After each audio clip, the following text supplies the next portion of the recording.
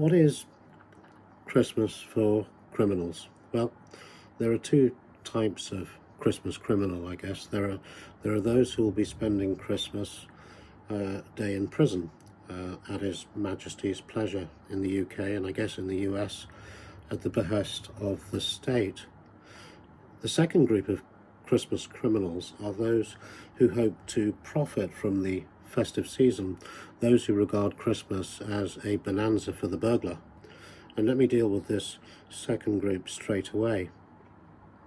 Listen, for those who are considering burglaring a home, destroying a family's Christmas, leaving behind perhaps indelible trauma that young lives may have to endure for years, I mean, the thing I'd ask you is it worth it? Is it worth it? Is that something that you would have absolutely no problem living with? I mean, how would you explain that to your own children? More importantly, how would you explain that to yourself?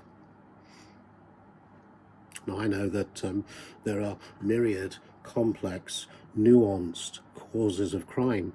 I also know that some criminals do things that they feel awful about afterwards. I know also that, for example, drug addictions cause people to behave in a way that they cannot contemplate. But all I can say is, stop. Just stop. And for this Christmas, just consider, I'm going to stop. You see, Christmas, it's a time of forgiveness. It's a time of renewal. It's a time of hope. It's a time of new beginnings. And whatever your needs are, whatever your compunctions are, this Christmas, you can say no. You can take a deep breath. You can pull back, and you can do something completely different to the crime that you may have intended. And instead of committing that burglary, you can do something else.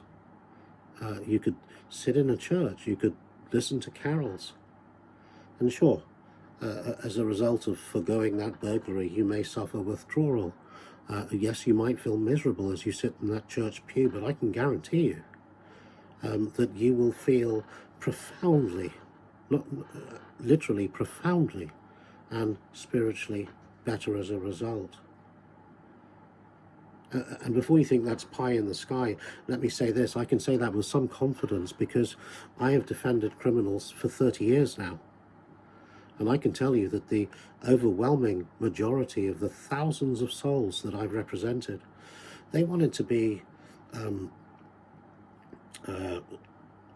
better, for want of a better word. They just wanted to be better. They wanted to be better dads. They wanted to be better sons. They wanted to be better mothers or better daughters. And so far as those individuals are concerned, whatever it was that drove them, they just wanted to be better. And you know what? You can be better. All of us can be better. You just have to make a choice to do so.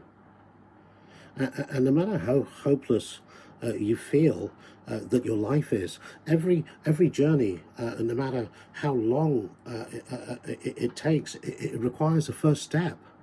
You've just got to take one step for that journey to begin.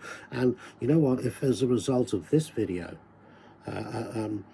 just one person decides to take that first step to being better, then so far as I'm concerned, all my Christmas wishes will have come true. And for those of you that are sadly in custody over the Christmas period, well, you guys shouldn't be seeing my video from inside at all, but if you do see it, your secret is safe with me. For those of you that are missing out on your son or your daughter's joy as they rush downstairs on Christmas morning, you've got to ask yourselves as you sit there in custody, is it worth it? You know, to miss out on that. You know, the innocent, the unbridled, the wonderful purity of a child's unutterable joy on Christmas morning. I mean, is anything worth missing out on that? And even if you don't have kids, I bet you're missed by someone on Christmas Day. I mean, somebody's Christmas is less than it could have been simply because you're not there. And so have a think and consider that perhaps maybe you want to be around next Christmas, or the Christmas after that, or the Christmas after that, in the company of people who know and who care for you. And you know, we sometimes forget that Christmas is not just for happily packaged, you know, glistening families. Christmas isn't just for me. It's not just for my neighbours or the carolers that come round and knock on my door.